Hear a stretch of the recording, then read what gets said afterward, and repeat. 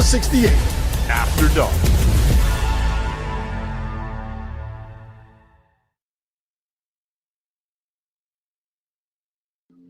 Welcome in, Field of 68 After Dark, Sunday, December 14th edition of the show. We got a crew tonight. We're going to have some fun tonight here on what was a pretty lighter night and day of games in college basketball, but there's certainly a lot to get to, including one of the biggest stories in the sport, which is Darryn Peterson and what happens, in the future with his hamstring. Big show tonight. I am John Martin, joined by Norm Roberts, by Terrence Oglesby, and a new face. But a familiar face, let's be honest, a first-team All-American, Thomas Robison, Kansas State Hog. Great. Welcome to the network, and welcome to your first show, my friend. How we doing? Appreciate you. I'm doing good, man. Oh, yeah, second my show. second, Excuse me. man. My bad. Excuse me. I broke the ice over there. First with me. Not a newbie anymore. All right. Excuse the shit out of me. Pleasure to be back. We'll get to happy to be back. We'll get to all that today here on the show. Obviously, let's start, however, with what we saw yesterday in the Kansas overtime win against NC State on the road. Darryn Peterson, star freshman, perhaps number one pick in the NBA draft, checks out in regulation before overtime, and Bill Self said, getting tight, the hamstring was tight, and that he checked himself out. That he has been dealing with this all year. There's been illnesses, there's been hamstring issues, and this is cropping up yet again. Thomas, just as a player, your perspective on an injury like this, and just how much of a problem it can be that he's dealing with right now. Well, with his injury, the hamstring, I mean, we hear so much. It's really nothing to play with. So, unfortunate, the fans, the school, the coaches, even DP, I'm sure he wants to play.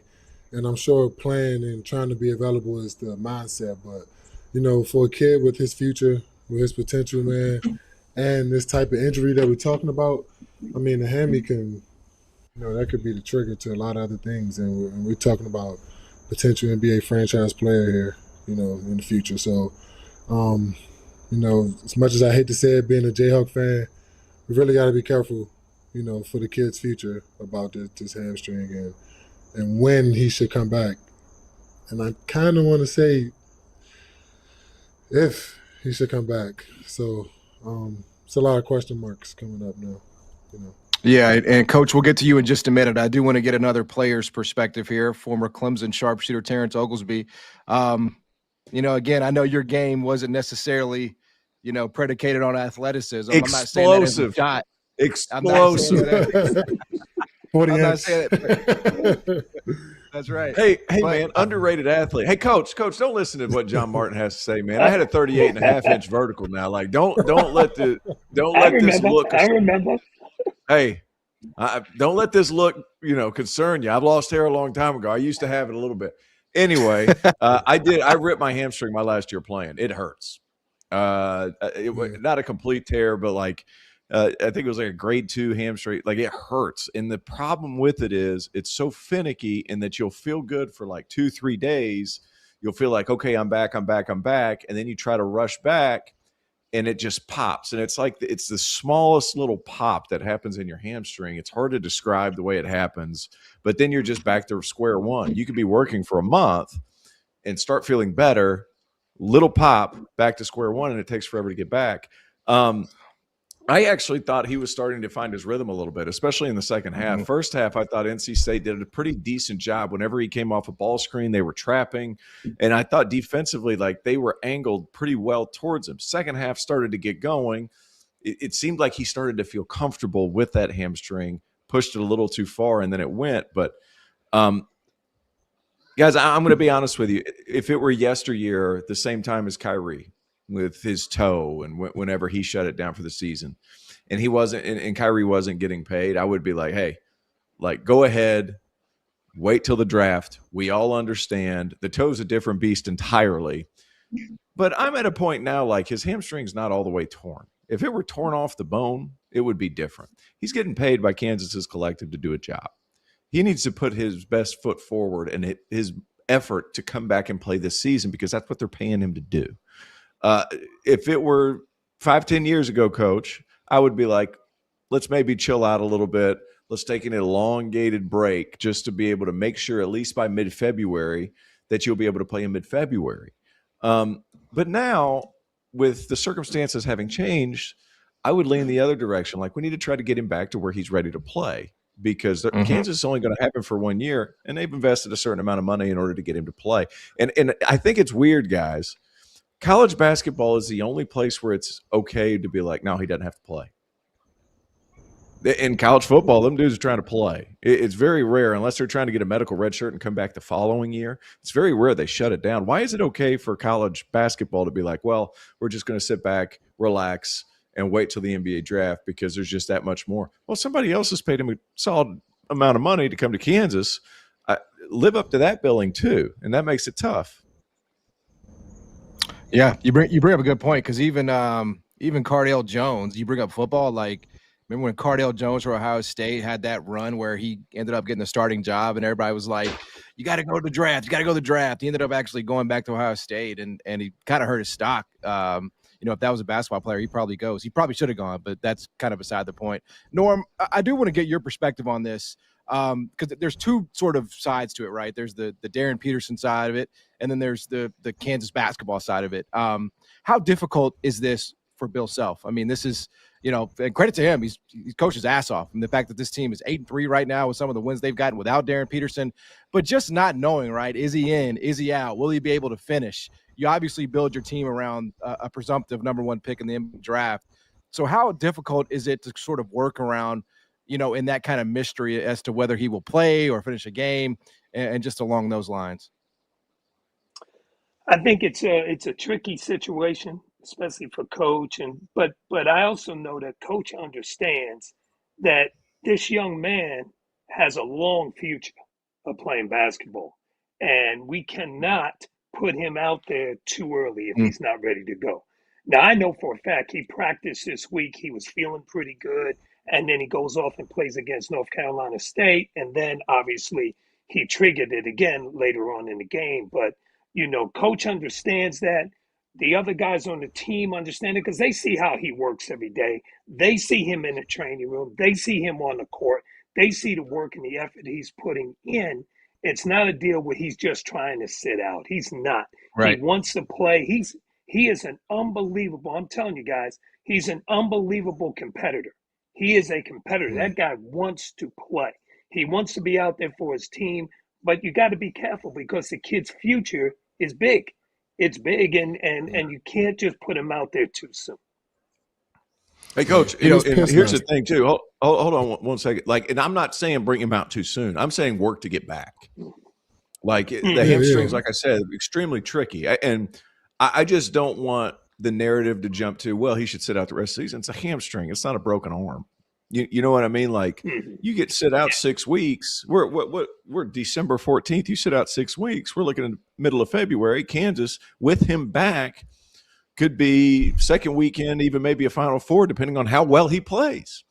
The goal should be for him to come back. For him to sit out, T-Rob, I just don't think that's not okay with the investment that somebody's made for it. Right. No, exactly. I understand. But unfortunately, I mentioned that topic because we're talking about, number one pick here, potential number one pick. Of course. Some could argue one of a generational player. So I know that, advisory, I know that him personally, it will be a thought in his mind because he has to think about his future. His family has to think about his future. Everyone has to think about his future. So we're fighting an injury that, has kind of been a topic of basketball in the past couple of years, and what it's been leading to, and et cetera, et cetera. We can't be delusional, act like it's not a topic that will come across his table. But knowing DP, like Norm said, he's a competitor. He was pissed last night. He wanted to play. Trust me, he was pissed. He was pissed he had to sit out that game. So especially the way it was going. I got a chance to be around the kid too, and he's an ultimate competitor. So I just don't see him even agreeing with someone advising him to not sit out. And if it was to happen by a long shot, then I don't think he would be happy about it, if it did have to go that way. T-Rob, I want to come back to you, though. A little bit. Go ahead, Coach. A little bit that, I'm sorry, John, a little bit that I've heard is that there hasn't been any talk about him shutting it down. There hasn't been Good. any talk that way. All the Good. talk has been, hey, let's try to work and get back and do what I can and that stuff to get myself back on the court. So from the little bit that I know and I've heard, that's all the talk has been. And as I said before, watching that kid work and his teammates watch him work, that's a big key. His teammates watching him put in the time and effort every day to be out there, they respect that. You got to respect that. And you know something? It's helped the team grow. The team's gotten better. They know now. Obviously, they're not as good That's when true. Darren's not there, but they've also learned how to win without him. They have learned That's how right. to do that, and obviously, it doesn't look maybe as pretty, but they have learned how to win. Yeah, and I'm glad you said that, because we haven't heard anything in terms of reporting on his mindset, right? We just sort of have that discussion because it feels like the natural discussion to have about a number one pick, potential number one pick. But T-Rob, I want to come back to you about the management plan, right? Let's just say hypothetically, everybody put their heads together and everybody involved decided that 6 weeks is best, that the injury will be treatable and it will get better and he will be ready to go as much as they can, guarantee in 6 weeks.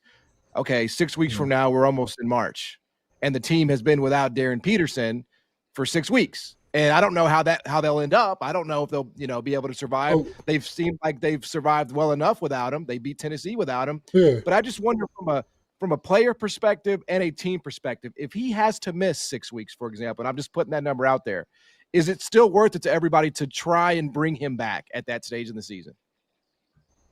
Yeah. 6 weeks puts us at 6 weeks puts us at February 1.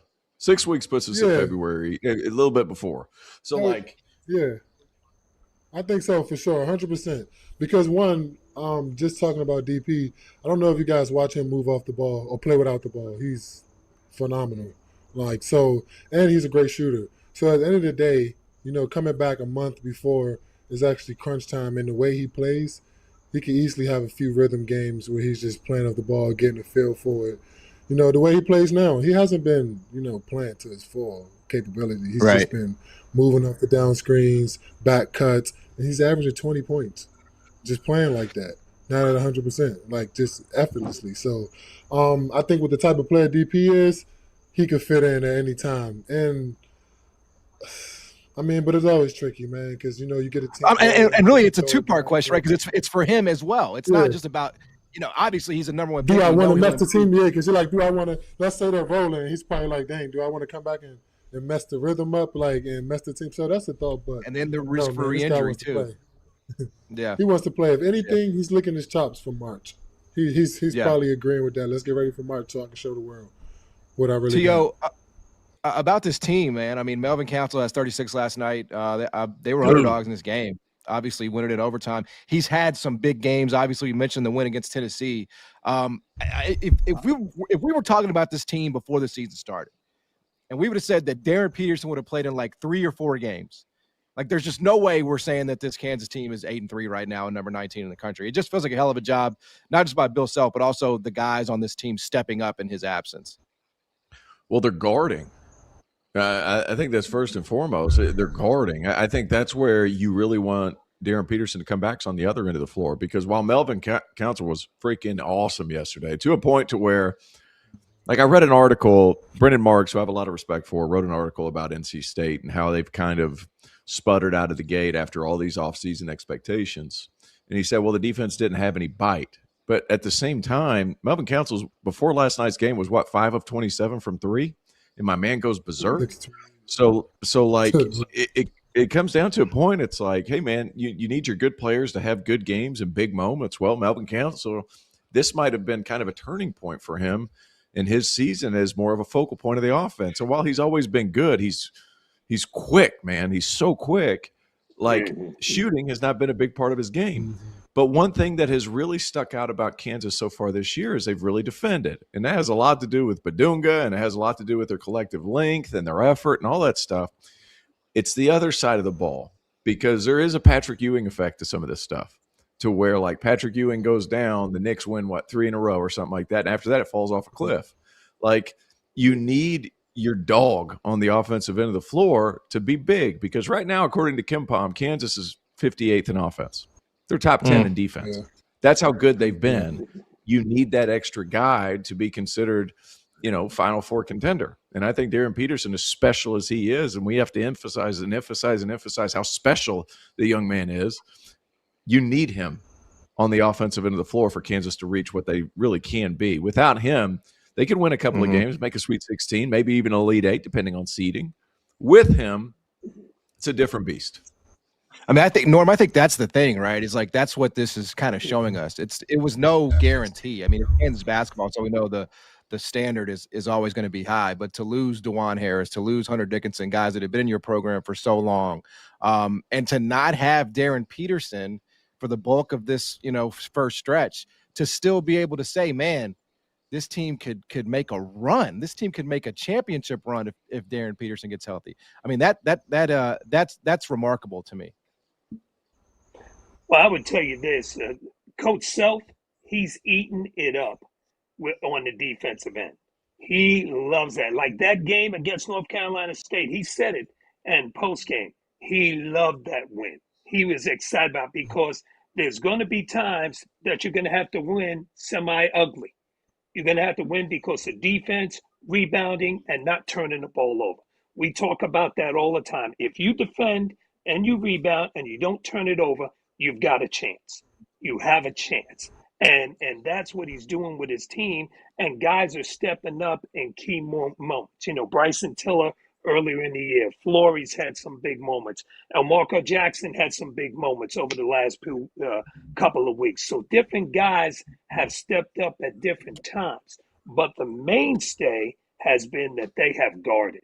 They have really guarded people. And that really starts from Melvin Council at the point position.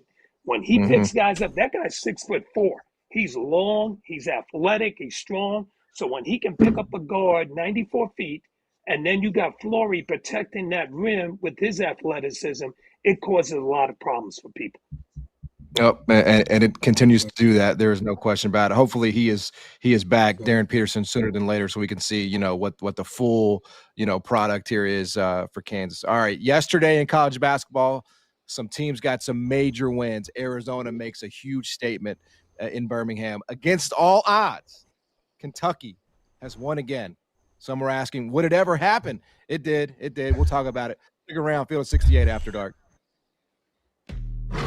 As you know by now, we have teamed up with BetMGM again this season. We'll be using BetMGM lines to make all of our picks, and we will have special offers for Field of 68 fans, including same-game parlays, best-in-class live betting, and daily odds boost. If you haven't signed up for BetMGM yet, use bonus code FIELD to get up to a $1,500 first bet offer on your first wager with BetMGM. Here's how it works. You download the BetMGM app, you sign up using bonus code FIELD, you deposit at least $10 and place your first wager on any game, and you receive up to $1,500 in bonus bets if your bet loses. Just make sure you use that bonus code FIELD when you sign up. Make this college basketball season one for the history books. Make it legendary. And don't forget, if you haven't signed up for BetMGM yet, use bonus code FIELD and get your $1,500 first bet offer today.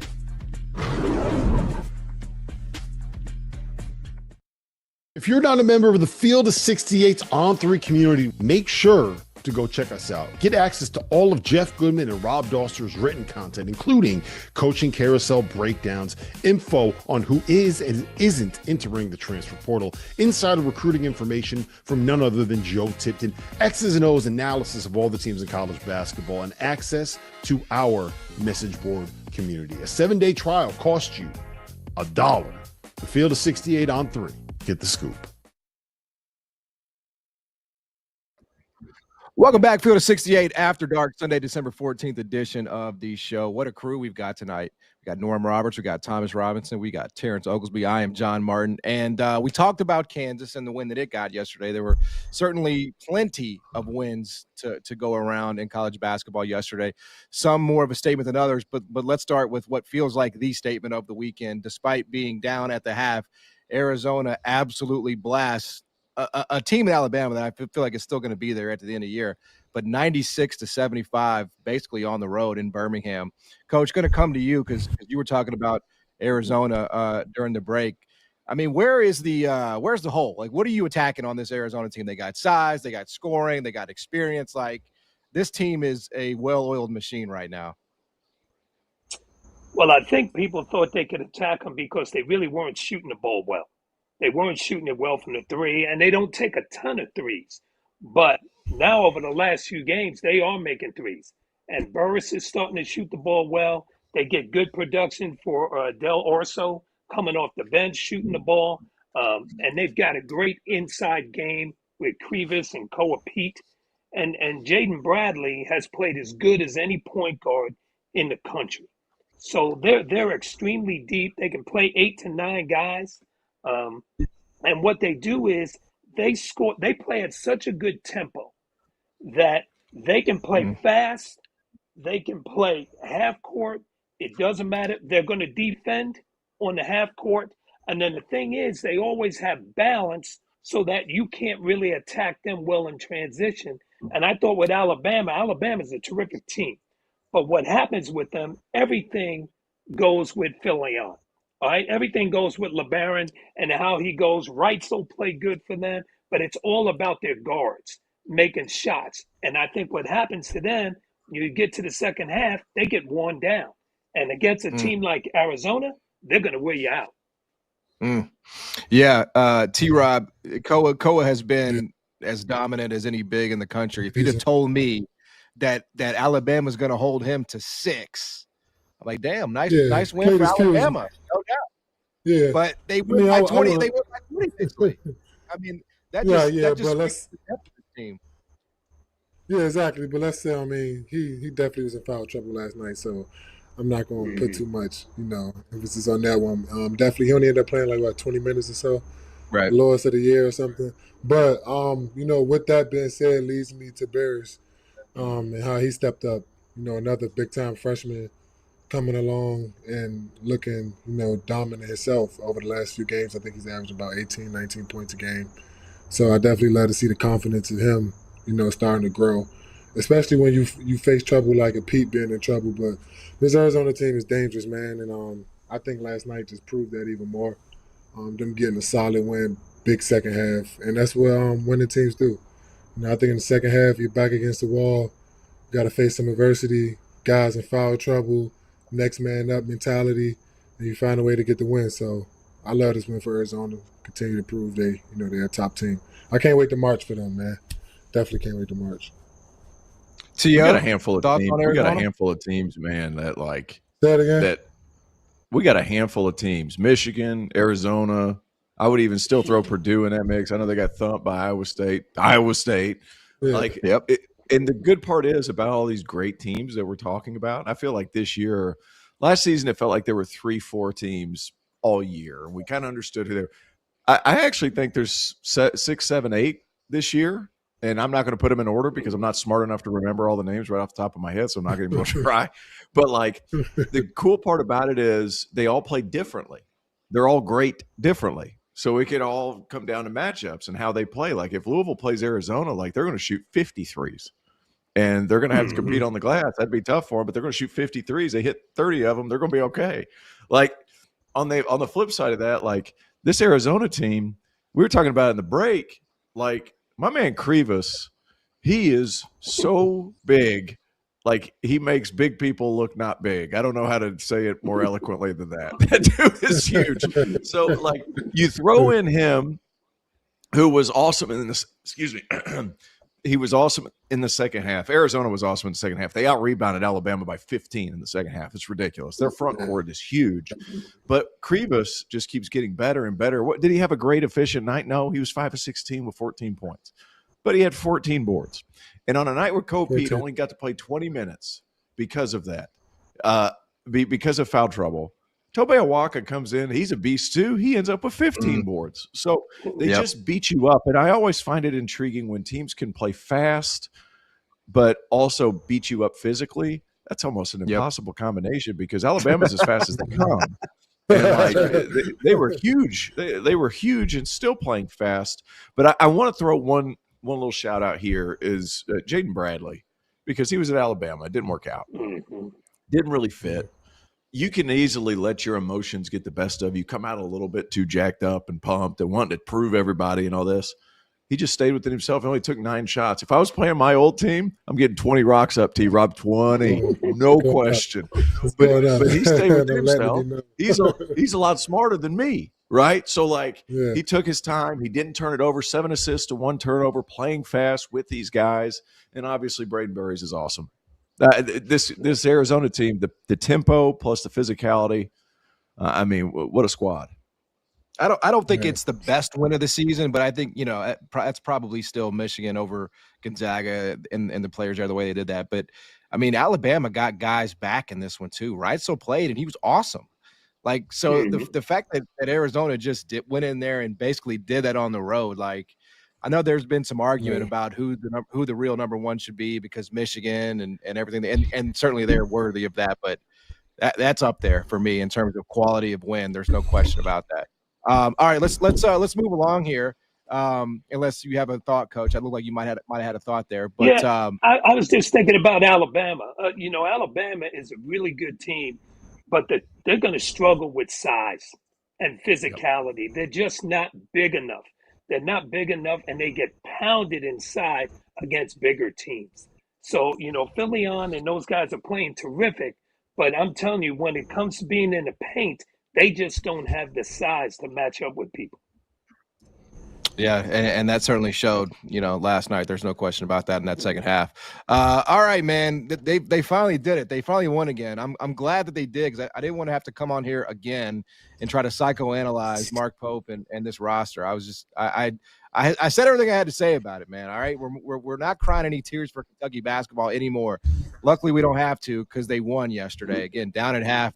Come back and win it 72-60 over Indiana. Coach, just take us through how desperate it must have been in that locker room for Mark Pope and that team. I mean, they have the biggest target on their back in the sport, because everybody knows what they paid their players. And it's good to have more money than everybody else, but if you don't win with it, you know, you're going to get the criticism that comes along with it. So can you just kind of take us inside what that, you know, locker room might have been like, and how much of a relief it might be to get this win?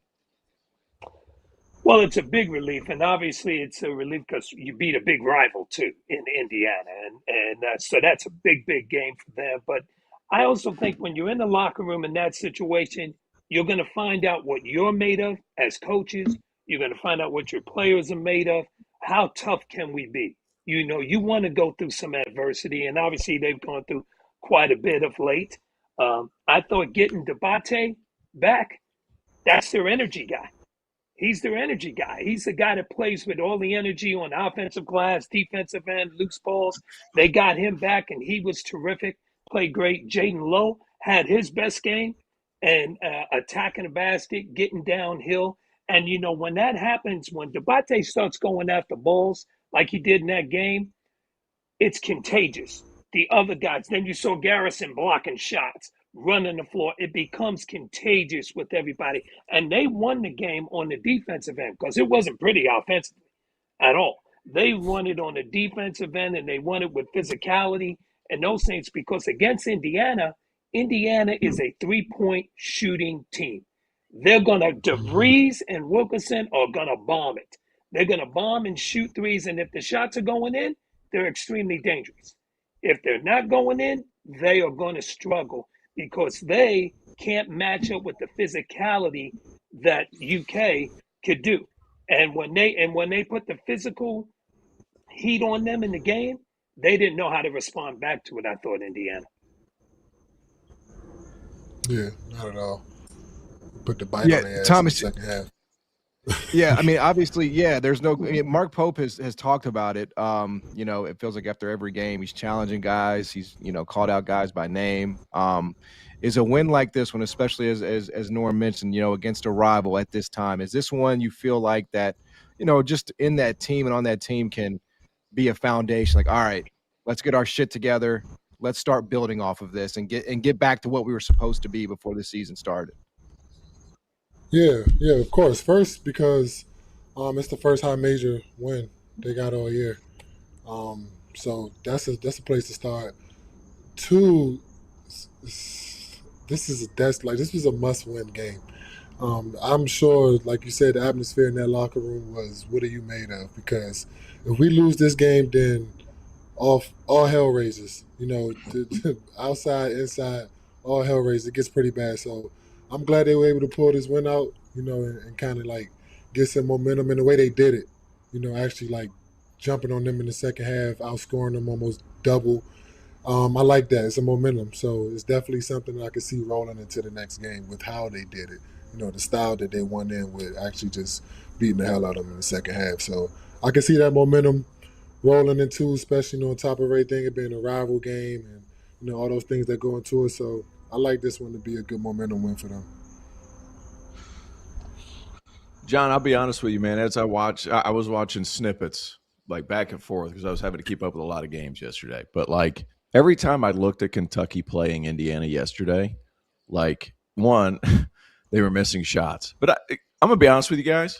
I'm okay with missing shots. Like that's not something I would lose sleep at night for. Like I'm okay with it. How are you competing?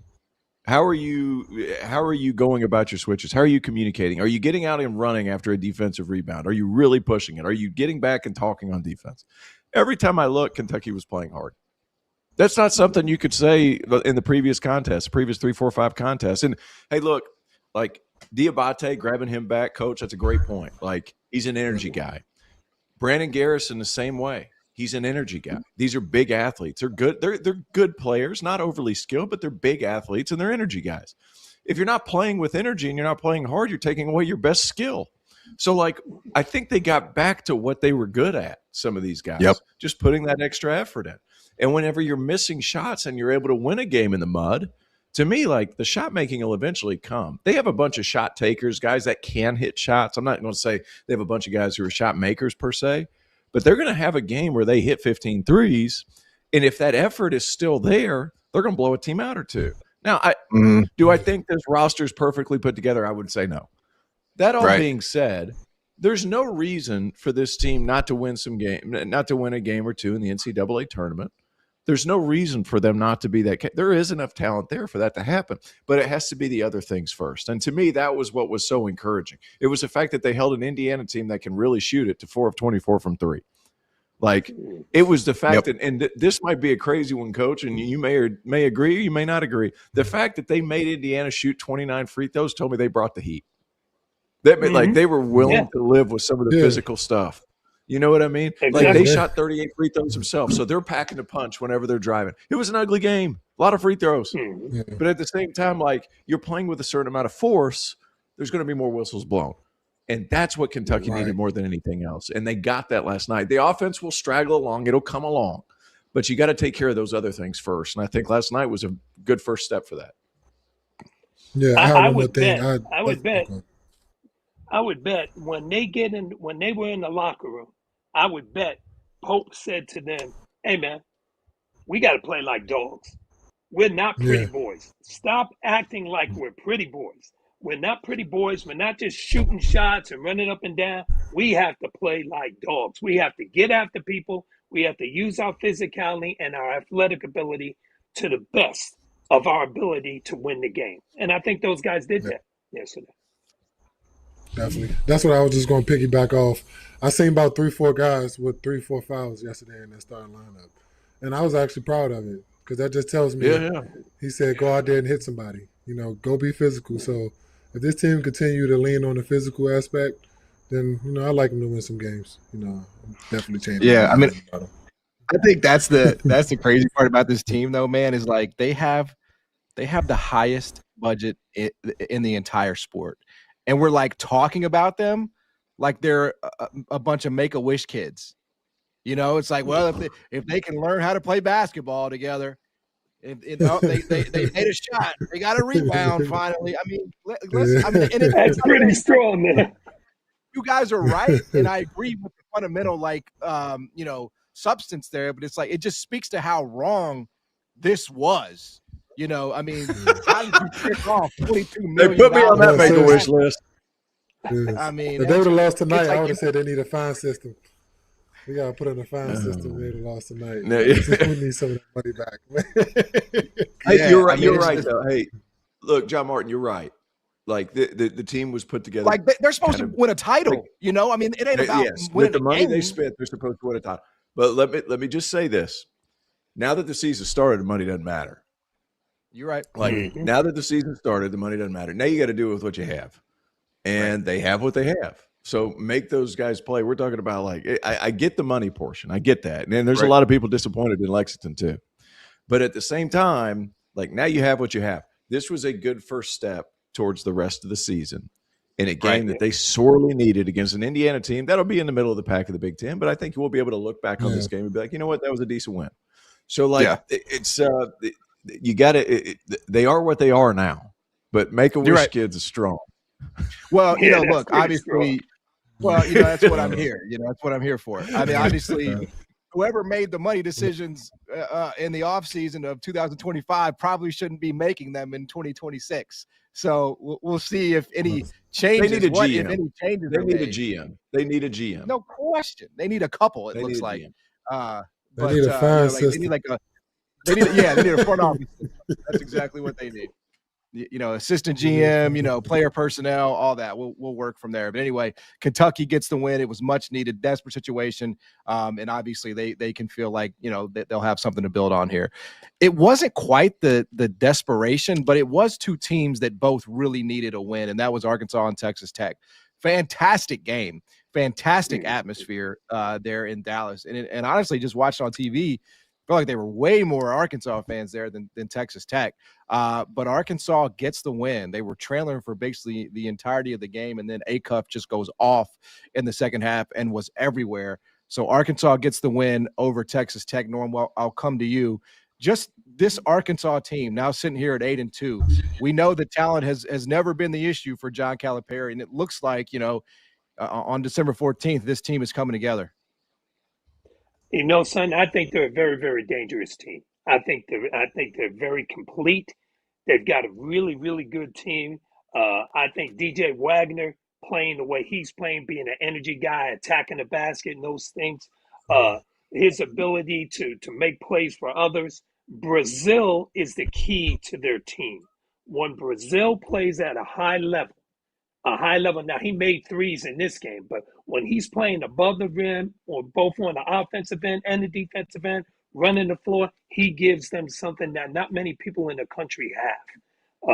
Acuff has been terrific at taking care of the basketball. He's taking care of the basketball. He's making plays. You know, he's doing the little things. But, you know, they finally got something out of Carter Knox. Carter Knox had not been playing well. He hadn't done anything really all year, and he plays terrific in that game. I think they had three guys scoring 20 points, you know, with Brazil having 24 and Acuff had 20, as well as Carter Knox. So they're getting different things from different guys. Billy Richmond is great off the bench. He's a guy that really gives them energy. I mean, so they've got all the pieces to be in a Final Four team and maybe a national championship team, because now they can make shots.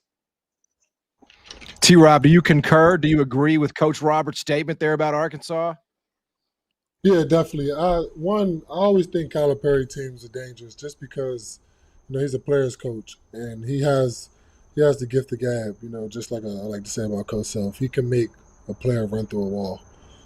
So if you give him talent and enough time, I believe, you know, any of these players could come together and do something. And to go to say that, to see Carter Knox turn the corner, I've been paying, and DJ Wagner, somebody who had, you know, I wouldn't say ideal start to his college career, how everybody expected, but now showing flashes and finding a place and comfortable somewhere under Calipari. And then, like I said, with Carter Knox, him turning the corner tonight, 20 points. I know he's been struggling, and from, you know, just me reading and paying attention to some of the interviews, it seemed like it's been a mental thing. And that's what I see what I love about Calipari, because if I see a guy struggling like Knox, who's supposed to be a highly talented player, and then I know he got a coach like Calipari, when he does turn the corner, then I know, you know, there was some type of connection made there between them two that helped him. So I'm always scared of his teams, man, because talent plus a coach like that, I'm nervous always. I'll say this about Darius Acuff. Like, whenever I watched him in high school, he was playing with the family. Norm, I don't know if you were probably still in it whenever he was coming up, but Yep. I thought he was a pig, man. I didn't think he passed it. I thought he forced the issue. I didn't like his game. I'm just going to say it. When he was in high school, I didn't like his game because it was more of his mentality than his actual skill set. He's completely flipped me around.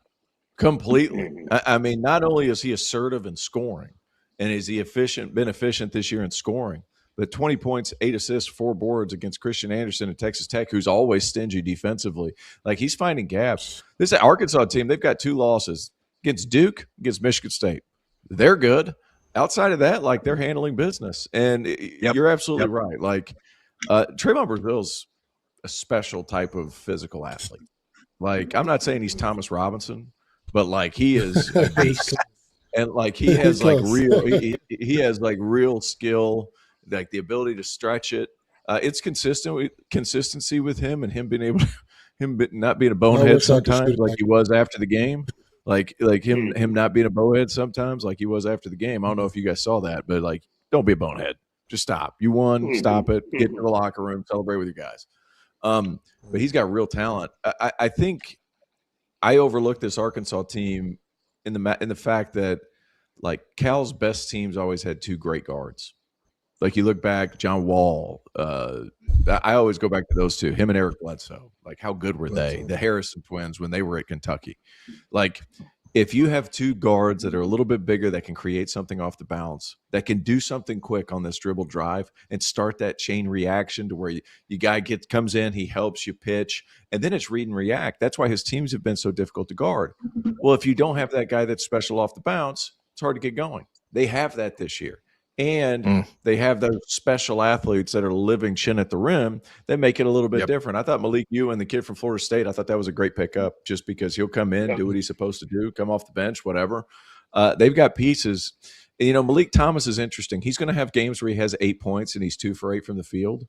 That's going to happen. That's the kind of player he is. He's a home run hitter. Then he'll turn around and have 35. And you'll be like, where did that come from? He hadn't scored that like that in 3 games. But he's that kind of guy. So you have a spurtability factor, you have the athleticism, and you have the rim pressure from the guards. This is the perfect recipe for a Calipari meal that I'm assuming is Italian that could end up in Indianapolis. Absolutely. I do want to make sure we hit the other side of this real quick, though, before we get to break, because Texas Tech, what are you going to do? I'm waiting on it. I'm waiting on that win for you. Now, I'll say this for their NIL situation. They gave most of it to Toppin and Anderson, and those guys are doing the job. They're doing the job. Like, did the money run out after those 2? Because where's the rest of it? Because, I mean, that was really the problem watching you. Like, great top 2. You damn near coach would put those top 2 against most in the country, right? In Toppin and Anderson. They did the job. But I just watched that game yesterday feeling like, is there a third guy here? Maybe it's Lawan Watts. I don't know. But is there a third guy that can emerge for this Texas Tech team? Because they haven't really gotten that marquee win this year, and that may be a reason why. Well, I would tell you, the reason why Tech's been good over the past few years is because they have always been a deep team. They've been a deep team. They've been having guys come off the bench that'll get 15. They're great defenders, athletic. They've always had a deep team ever since Coach McCaslin's been there. This year's team is not deep. Think about it. They played 7 guys. I think they played 7. Might have played 6. Six in that game. 6. Yep. They played 6 in that game. Okay, going up against those athletes at Arkansas, Toppin's going to get tired now. Anderson's going to get tired. You know what I'm saying? So they need to get something from their bench. I think they thought Watts would be maybe a little bit better at this time, but it's an adjustment for him. It's an adjustment. And then Atwell, who has been playing well for me, he can really shoot it. They need him to make shots as well. But very similar to Tennessee, you have 2 guys like Ament and Gillespie, and then here you have Anderson and Toppin. Teams can guard that. They can say, we're going to trap. We're going to trap the post. We're going to wear Toppin out. We're going to attack him on the offensive end. All that stuff. Hey, Anderson, every time he comes off, we're going to trap him. All that stuff. Because last year, Anderson was playing off the ball. So he didn't have all the pressure of having the ball in his hands all the time. Now he does, and he's terrific at it. But those guys are going to get worn down. When you're playing against BYU on Saturday, Tuesday or Big Monday, Houston, Thursday you got Kansas, Iowa State after that. I mean, those guys are going to get beat up. So they've got to improve their bench. Their bench has to improve for that team. Yeah. T-Rob, I was going to get your thoughts on this team. And, Coach just kind of went through the gauntlet that they're going to see in the Big 12. What's that going to look like for them in conference play?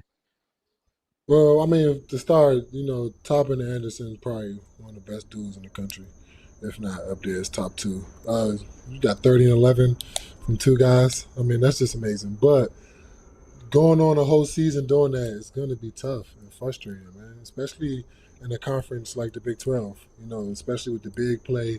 And then even the guard size, you got Trey White, guys that's 6'7", 6'6" across the wing every night.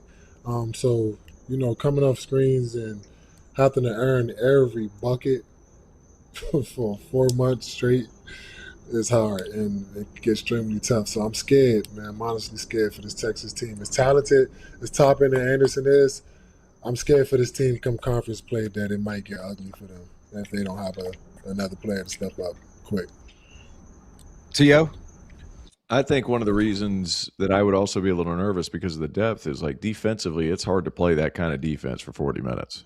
And a lot of those guys, you had two guys in the 20s, everybody else was in the 30s or the high 30s. You can do it for 2-3 games at a time. After 5, 6, 7, 8 games of playing that amount of minutes, 6 guys, currently their defense is as good as it's been right now. It's as good as it's been through the first 10 games of the season. They're right at 39th. Last year they were at 39th over the course of the season. I would see that drop. I think I see that dropping if they don't add at least 2 more bodies to that rotation, because that's going to be really hard. And I understand some of those guys aren't ready. They better get ready, because it's really hard to log those kind of minutes and still be able to maintain your defensive intensity. Even in North Texas, Grant always had his guys guarding. But like Coach said, they were deep, so they could throw a lot of bodies out there. You can maintain a certain type of intensity. You play 6 guys, you can't do that. Yep. It looks like it's going to be a problem for Texas Tech this year. There's no question about it. All right, we got a little bit more to get to here. Gonzaga keeps rolling in their non-conference. It was mostly a good day for the Big Ten. We'll break that down and more on the other side. You watch it. Field of 68 after dark. As you know by now, we have teamed up with BetMGM again this season. We'll be using BetMGM lines to make all of our picks, and we will have special offers for Field of 68 fans, including same-game parlays, best-in-class live betting, and daily odds boost. If you haven't signed up for BetMGM yet, use bonus code FIELD to get up to a $1,500 first bet offer on your first wager with BetMGM. Here's how it works. You download the BetMGM app, you sign up using bonus code FIELD, you deposit at least $10 and place your first wager on any game, and you receive up to $1,500 in bonus bets if your bet loses. Just make sure you use that bonus code FIELD when you sign up. Make this college basketball season one for the history books. Make it legendary. And don't forget, if you haven't signed up for BetMGM yet, use bonus code FIELD and get your $1,500 first bet offer today.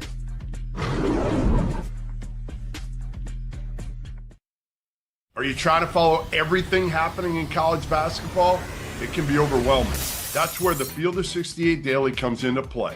The Daily is your go-to source for recruiting news, game analysis, portal updates, and much, much more.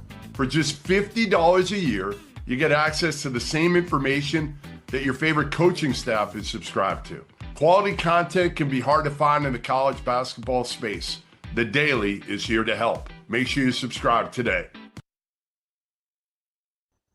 Welcome back. Field of 68 after dark, Sunday, December 14th edition of the show. Got Norm Roberts, got Thomas Robinson, got Terrence Oglesby on the show tonight. I am John Martin, and we talked a little bit about it. Obviously, the Big Ten at the top, having a great year so far. But want to focus on, one of the unfortunate results last night for that league, Gonzaga.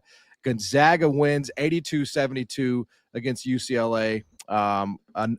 What's that? 4 ranked wins in the non-conference for these Gonzaga Bulldogs, again, at the time of the win. So, T.O., I mean, if not for just the complete DOA game against Michigan, I mean, we're already kind of having this conversation about Gonzaga really anyway, that they're a contender. But that's really the only side this year that they have not looked awesome, and they do it again yesterday against the Bruins. Any team with Graham Ike, I'm living with. You're not gonna have multiple games like he had against Michigan. I'm just such a big fan of his, and for them to beat UCLA, that's all great and good. They actually made Mick Cronin get in an airplane, which he hates. We know he hates getting in an airplane because if he has to go to the East Coast or he's got to go a little north, he has to leave Los Angeles. Old Mick's going to be pissed about something. But it's no, I mean, hey, look, good win, de facto home game, of course, but at the same time, like, this team's put together now, and they've got legit depth. They had a one-off against Michigan. I don't see that happening again this year. I just really like the way the team's put together, the shooting they have around the perimeter, and I like their guard play. And I just think they're tough and they're big, and they're going to be a tough out for anybody. And I'm willing to bet if they could play Michigan again, those players were allowed to pick, they would do it tomorrow, because I think Gonzaga's a real deal this year. Coach, we were just talking about Texas Tech. I mean, this Gonzaga team sort of the opposite of Texas Tech. I mean, they go 9 deep legitimately. They've got 9 really good players on this roster, and I think you kind of saw that last night against UCLA. UCLA and Gonzaga, they kind of play similar. They want to play inside out and all that, but the bottom line is Gonzaga's better. They're better with Huff and Graham Ike. Those two dudes are fantastic, because they can score from 15 feet. They can maybe make a 3. And then if they catch it on a block, one-on-one, either one of those guys are going to get a bucket.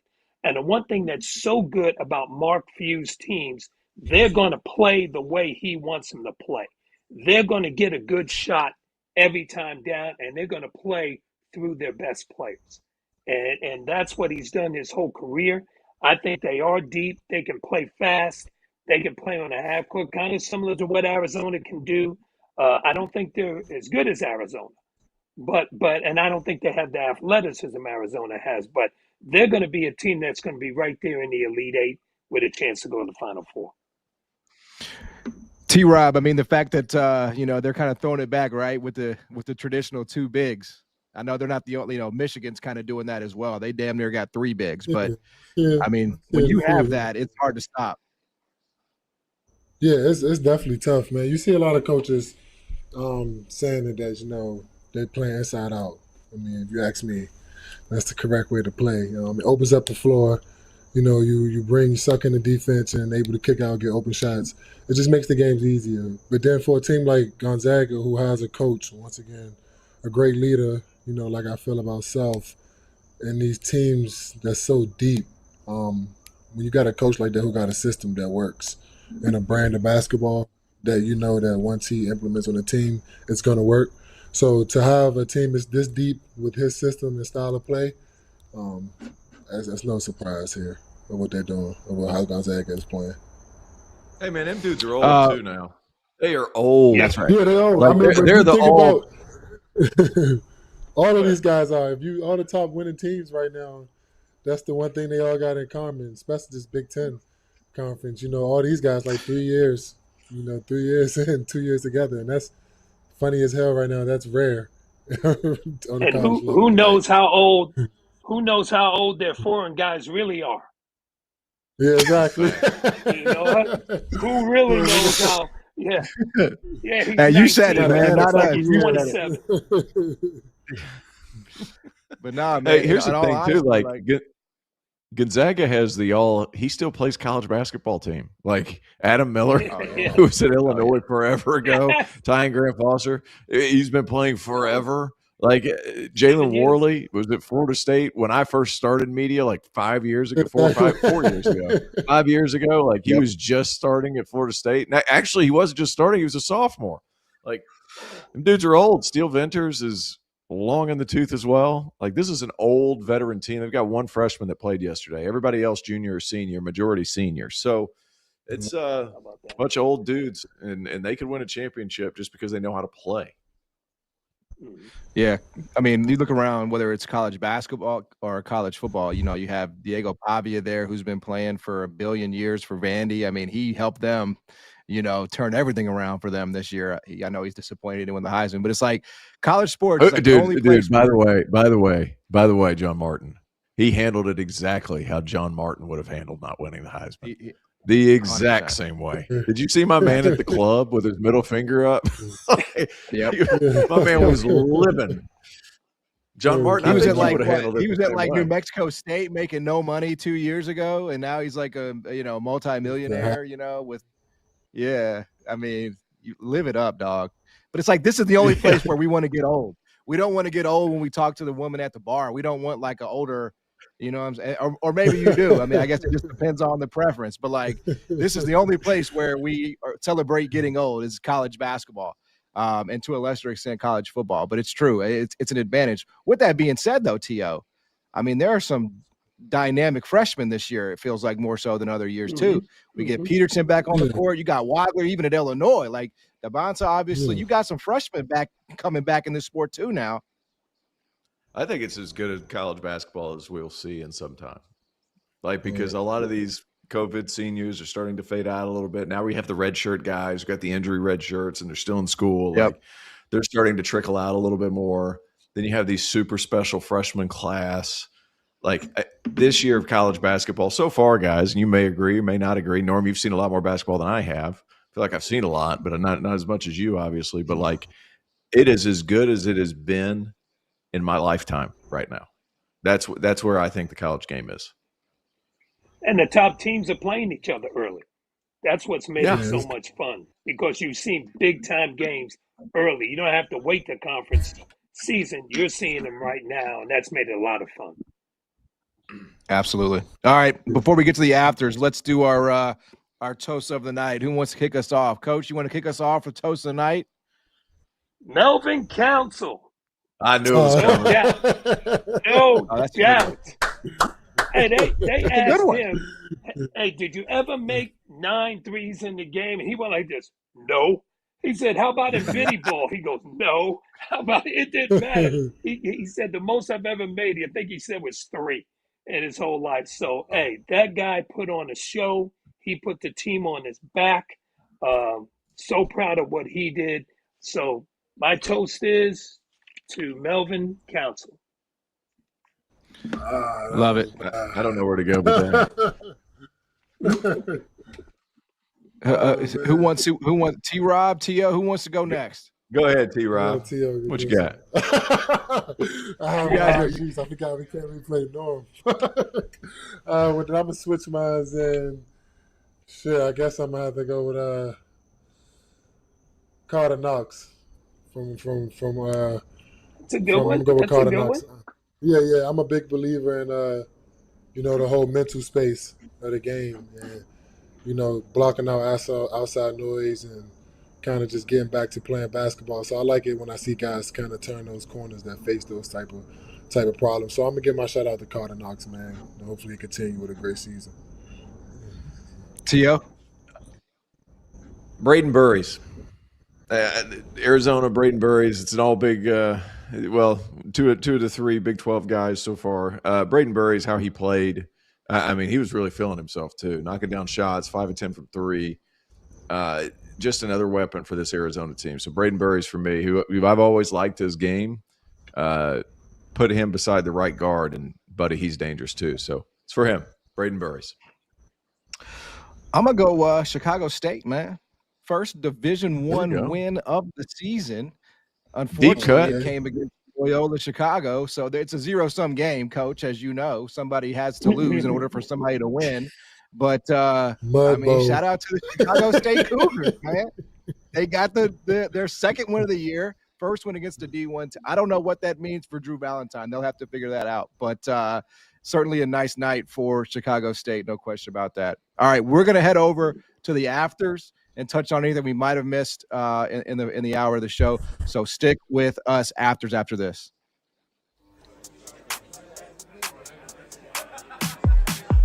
my DJ Burns shades I had for That was like taking them into the depths of Alaska and just dropping them off. The first person that's gonna die gotta be one of the black guys. They're not gonna make it to the end of the movie.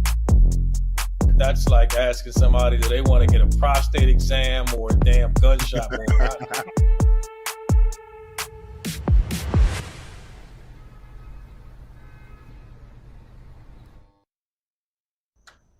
Welcome into the afters here on Field of 68. After Dog John Martin, Norm Roberts, Terrence Oglesby, Thomas Robison here with you tonight. Couple of things that we didn't get a chance to mention in that hour of the show. The Big Ten, man. First of all, Nebraska. You know, you always kind of wonder, Norm, with Nebraska, like, are they just a Lincoln, Nebraska merchant, right? Like, are they just, fattening up on these wins at home, where they are awesome. They are a completely awesome team at home. But to go out and kind of validate what they've done so far in the season and win against an Illinois team that, I still think could be there at the end.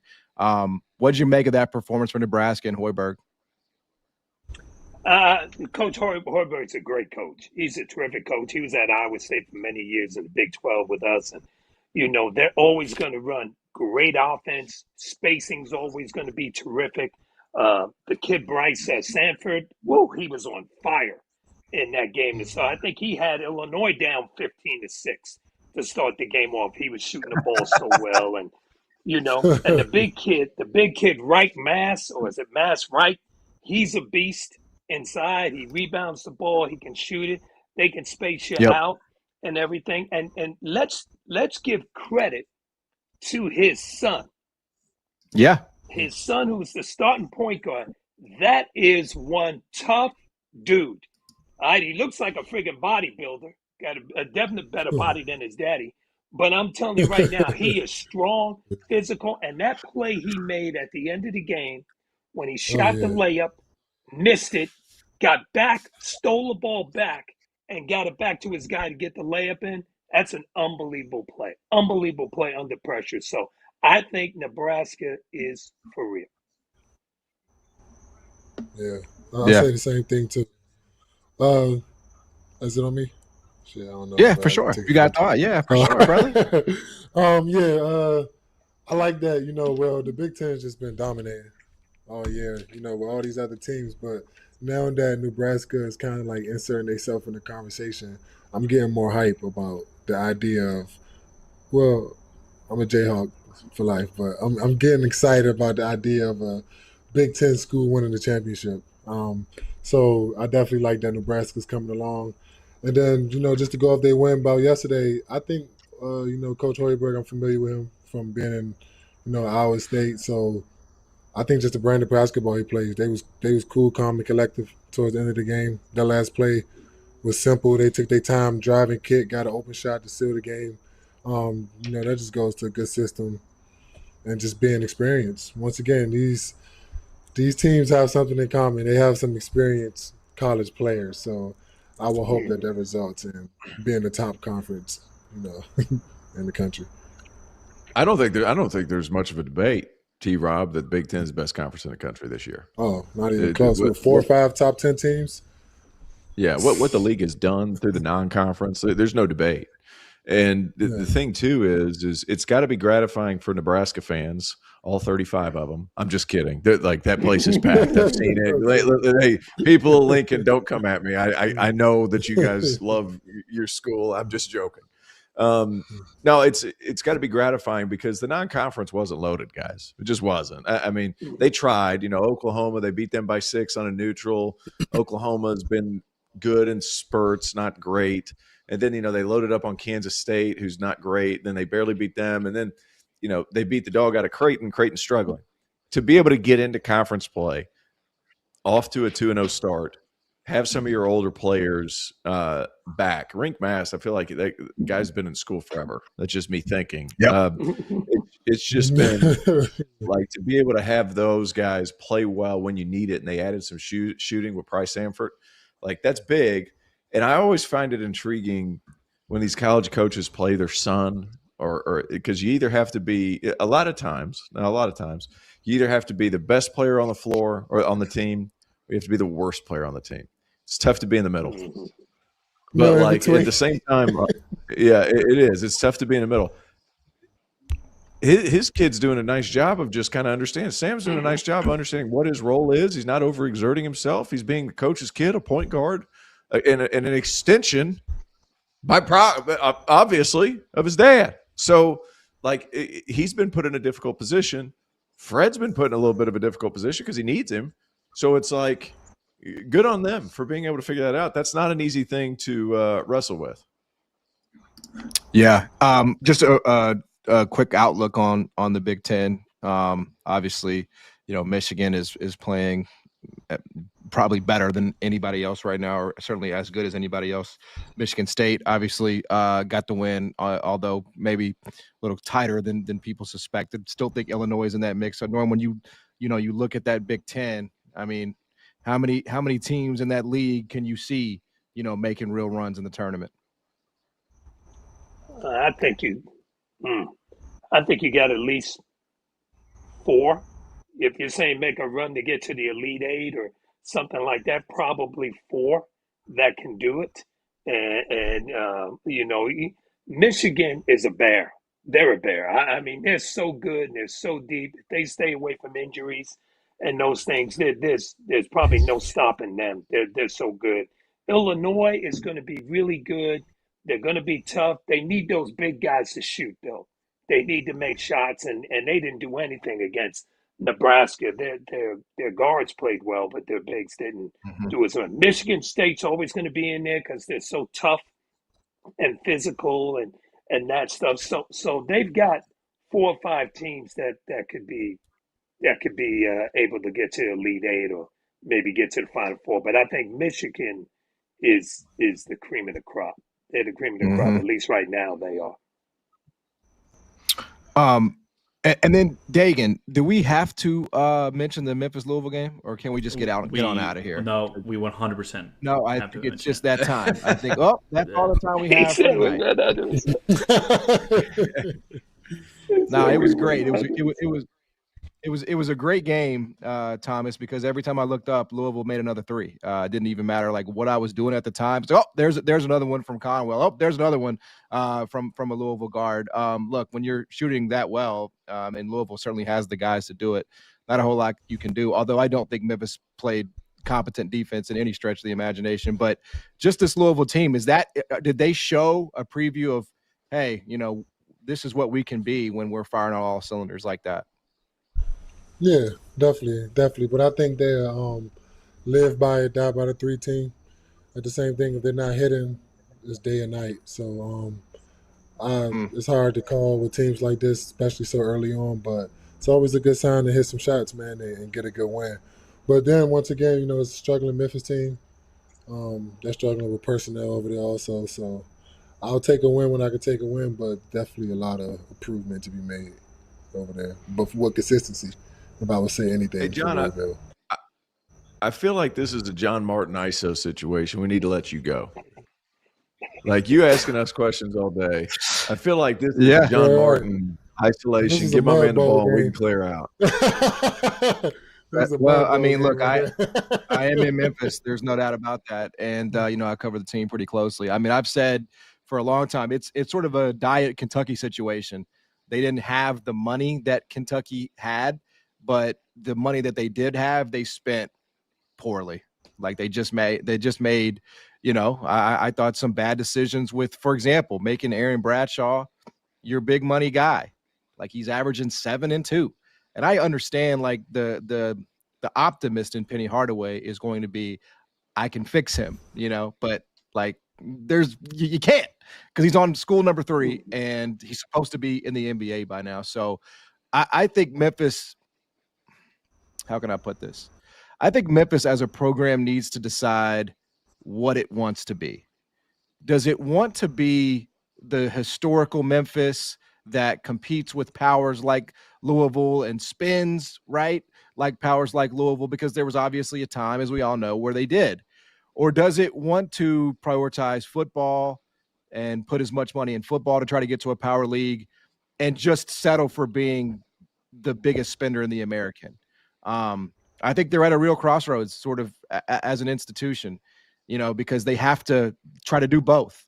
And there aren't many schools out there that are trying to be both good in basketball and football that aren't in the power league. So I think Memphis is just going to have to decide what it wants. And I think, losses like that, losing by 30 to a school that Louisville and Memphis used to be peers. You know this. You know how bitter this game used Metro to be. Conference. And Metro now Conference. it's like Memphis is not even in the same weight class as a Louisville. And I think that's the bad part about all of this. The sad part, really. Yeah, I just think there's a talent disparity there.